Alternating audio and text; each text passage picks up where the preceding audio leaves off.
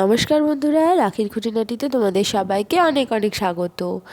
আজকে আবার আমি চলে এসেছি নতুন আরেকটা ভিডিও নিয়ে। আজকে দেখো তৈরি করেছি আমি মুগের পুলি। চলো ঝটপট তাহলে রেসিপিটা দেখে নাও। প্রথমে আমি এখানে শুকনো খোলায় মুগ ডালটা ভালো করে লাল করে ভেজে নিচ্ছি। তারপর ডালটাকে ধুয়ে পরিষ্কার করে সেদ্ধ করতে বসিয়ে দিচ্ছি সামান্য একটু লবণ আর একটু তেল দিয়ে। এবার ভেতরের পুরের জন্য আমি এখানে নারকেল আর খেজুরের গুড় নিয়ে নিয়েছি। খেজুরের গুড়ের মধ্যে সামান্য একটু জল দিয়ে আমি নারকেলটা দিয়ে কড়াইয়ে বসিয়ে দিয়েছি।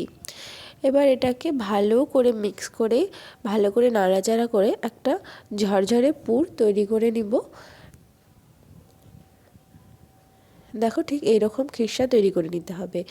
এরই মাঝে ডালটা আমার ভালো করে সেদ্ধ হয়ে গেছে।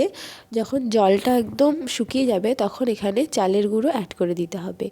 আমি এখানে প্রথমে একটা ছোটো বাটি মতো চালের গুঁড়ো অ্যাড করেছি, পরে আবার হাফ বাটি মতো আমি এখানে দিয়েছিলাম।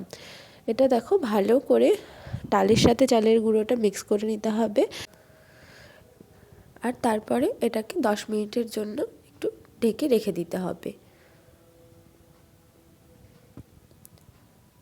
তারপর যখন হাতে সওয়ার মতো ঠান্ডা হয়ে যাবে তখন এটাকে ভালো করে প্রেস করে করে এটাকে মেখে নিতে হবে। দেখো ঠিক এই রকম সুন্দর করে মেখে নিতে হবে।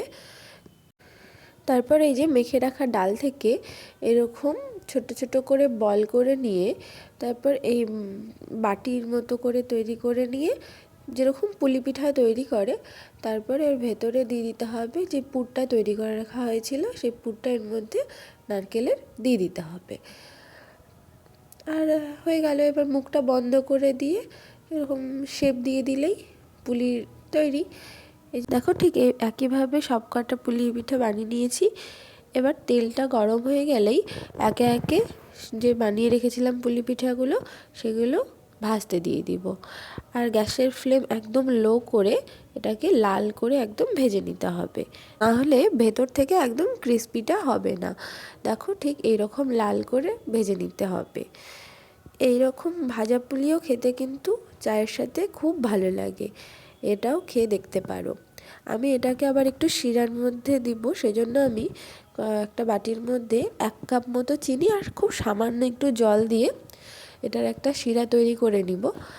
শুধুমাত্র চিনিটা গলে যাবে সেই রকম মতো ওটাকে করে নিতে হবে, আর খুব গাঢ় একটা শিরা তৈরি হবে। এই যে দেখো চিনি গলে গেছে, আর এরকম গাঢ় শিরা যখন হয়ে যাবে তখন আমি যে পুলিগুলো ভেজে রেখেছিলাম সেগুলোকে এই শিরার মধ্যে দিয়ে ভালো করে মিক্স করে নেব, যাতে প্রত্যেকটাতেই শিরাটা লেগে যায়।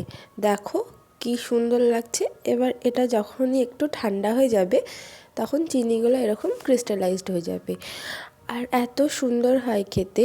ওপরটা শক্ত আর ভেতরটা একদম মুখে দিলেই মিলিয়ে যাবে। তোমরা বাড়িতে অবশ্যই এটা ট্রাই করো, আর কেমন হলো আমাকে কমেন্ট করে জানিও। আর ভালো লাগলে লাইক করো, কমেন্ট করো, শেয়ার করো। Thank you.